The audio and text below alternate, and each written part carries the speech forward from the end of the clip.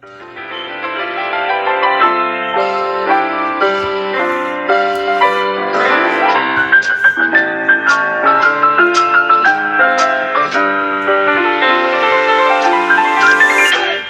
a beautiful day in this neighborhood, a beautiful day for a neighbor.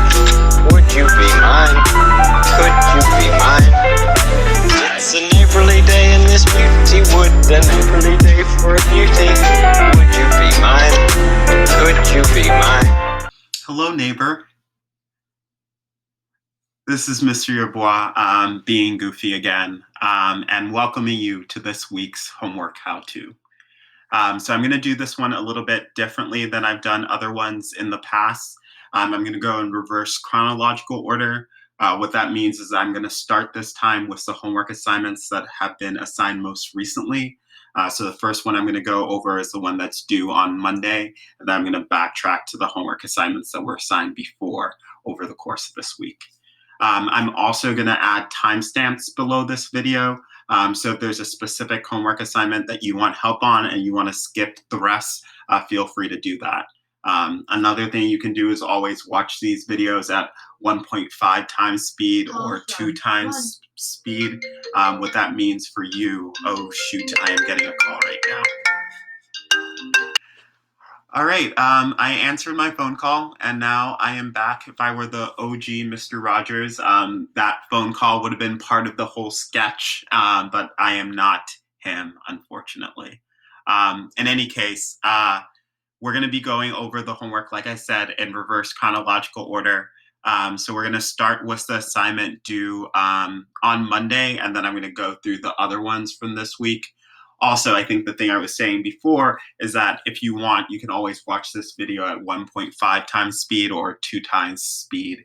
If you want to hear me sound like this while I'm talking so it goes really quickly, you don't have to talk. Yeah, if that's your preferred way of hearing me, that's something you can do. So let's start with homework assignments. So we're going to go to Google Classroom. As always, we're going to make sure we're in the classwork section. And in the homework section, Unit 1 homework here, we're going to find the most recent homework assignment. So this is the one due on Monday. For this homework assignment, I'm going to move my face so I can zoom in a little. For this homework assignment, you are finding an advertisement or a commercial online, and you are analyzing it using the rhetorical triangle and the 3 rhetorical appeals. The criteria for success is over here as an image. You have to link to a commercial / advertisement that you have chosen to analyze. You have to finish the rhetorical triangle for that commercial, and you have to analyze it using ethos, logos, and pathos. And then the last thing here is based on your analysis of the commercial or advertisement, write me a thesis statement. So you need to do all 4 of those things. Yeah, I'm not really concerned with whether or not you are doing those things correctly. I'm not going to grade you for necessarily perfectly showing me how the ad uses ethos or perfectly showing me how the ad uses pathos or logos. I just want you to try. These are new terms, so as long as you have something written in, you're making an effort to apply the rhetorical appeals to the ad, I will give you credit for it. How do you go about finding an ad?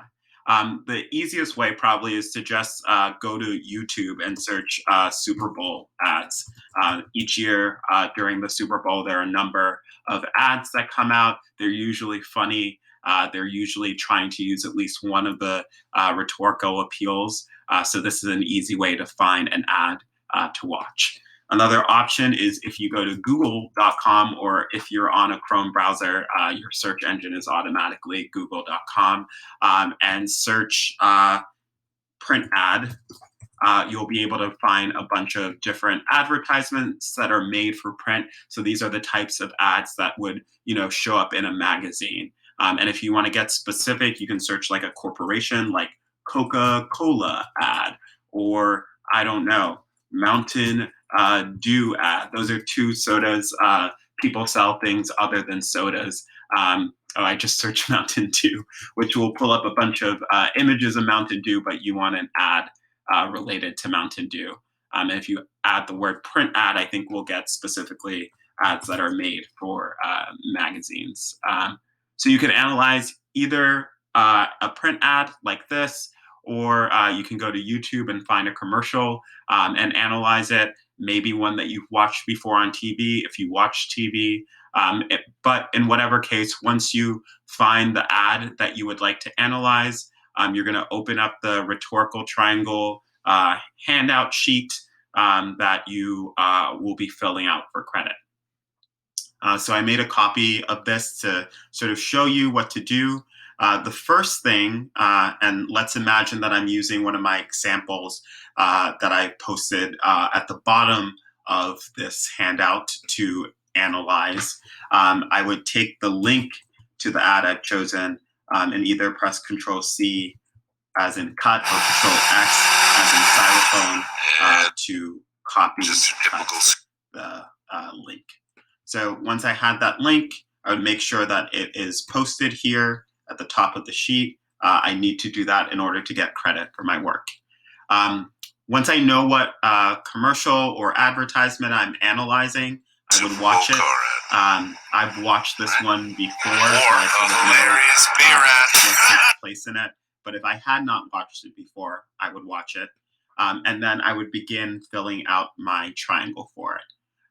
So I told you yesterday in class that or maybe it wasn't yesterday, maybe it was on Thursday, that if you wanted to edit these triangles, all you had to do was double click them. They're drawings embedded into the document. And so once you double click them, you can edit the document directly. So the speaker, I know for the ad that I just linked at the top is Tide. And they're also using an actor, David Harbour, to make their point. So I would put Tide / or in parentheses, David Harbour here at the top. Reader or audience for this ad is probably going to be, the general American public or viewers of the Super Bowl, right? Because it's taking place during the Super Bowl. The subject / topic is going to be Tide, and how every ad is a Tide ad. If you watch that commercial, that's basically their main point throughout it, that every ad can be a Tide ad. And then the context might be, it's the Super Bowl, millions of Americans are watching. And I think Super Bowl ads are kind of expected to be funny. Okay. So once I have that, I'll work on filling out my purpose. Based on my watching of the ad, I'll save and close this. It'll stay here, saved and closed. You can see the changes I made. And then I'll work on filling out this chart for how this ad uses ethos, pathos, and logos. So with ethos, we're talking about the character, the person who is presenting the information, the brand that is presenting this information, and who they are and why we might believe them. So if we're talking about Tide, I think Tide is a pretty name household brand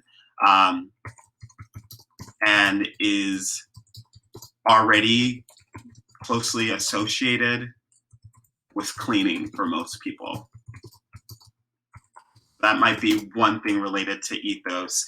They're also using David Harbour, who is a famous actor that people might be familiar with.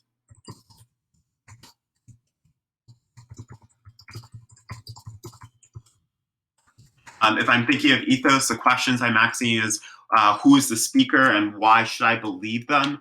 I think part of their appeal here to character, to believability, is using these tropes, right, from different ads that we are familiar with. We have a relationship to these ads, and they're also like subverting them in a way to make them all Tide ads.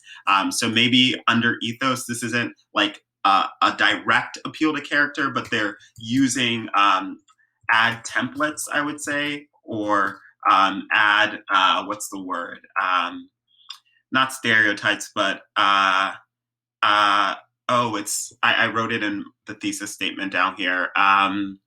cliches. That's the word I'm looking for. Using ad templates or cliches that people are familiar with. Okay, so I would fill that out for ethos. If I noticed something related to pathos, the emotions that the ad was appealing to, I would write it in here. I would do the same for logos. So that's the second step, or I guess third step.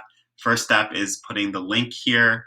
Second step is filling out the rhetorical triangle. Third step is filling out this chart for ethos, pathos, logos. And then the last thing I'm doing in this little box, I'm writing my thesis statement for the ad. So I've already done it here below in my example. Tide uses both humor and fame to sell their detergent by listing the famous actor David Harbour and making fun of common cliches in TV commercials. So that's my thesis statement about the ad. I use the purpose that I developed to help me get to that thesis statement. So I had done that before making this video.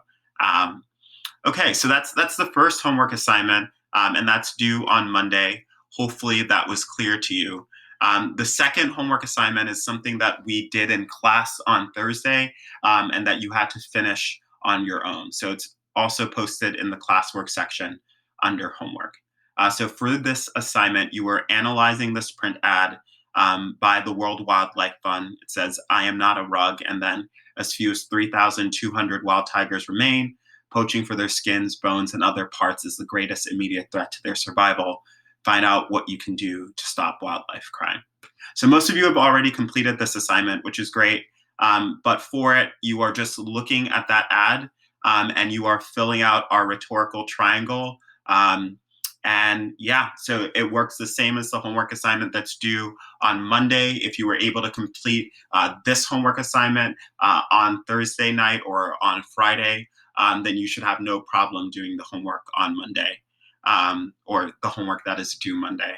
You are just filling out this rhetorical triangle, filling out the chart, and then coming up with a thesis statement, hopefully based on your purpose. And I gave you a sentence starter, and it's at the World Wildlife Fund, ... If you need help with this, though, feel free to email me, and I'd be happy to take some time, probably tomorrow, not today, to help you out.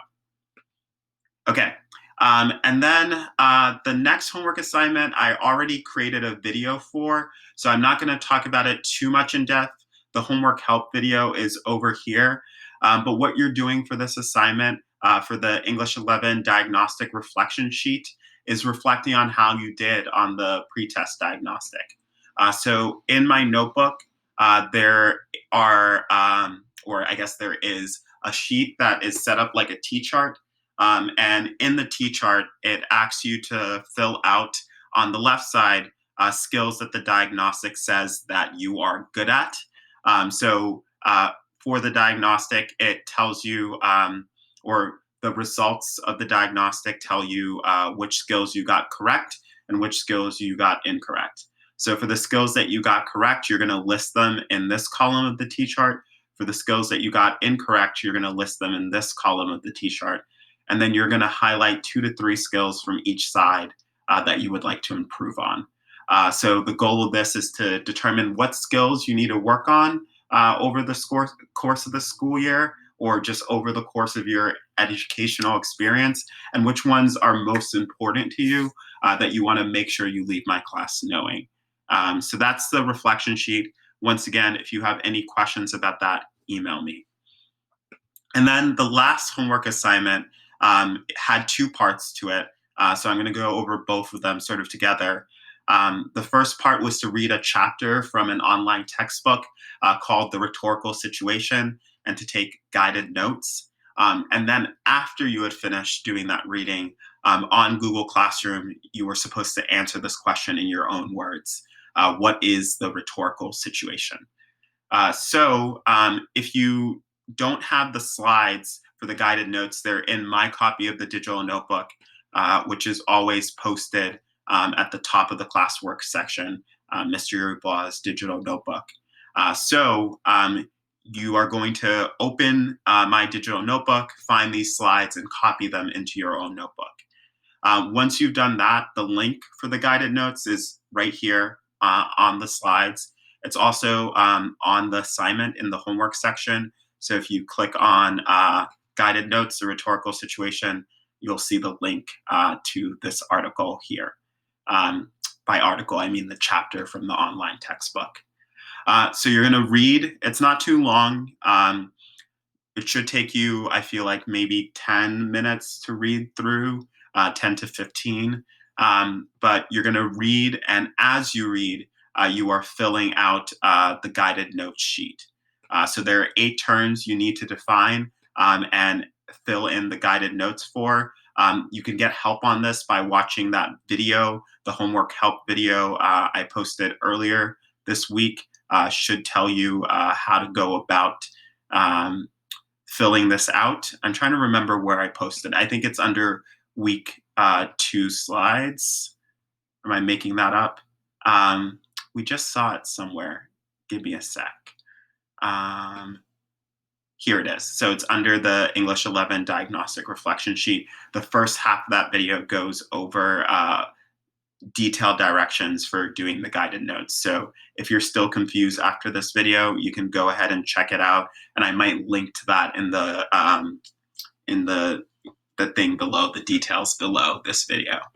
But anyway, you are looking and reading through this chapter, and then as you are reading, there will be terms that will come up in the guided notes, and you'll fill them out where the brackets are. So that is how you are doing this assignment.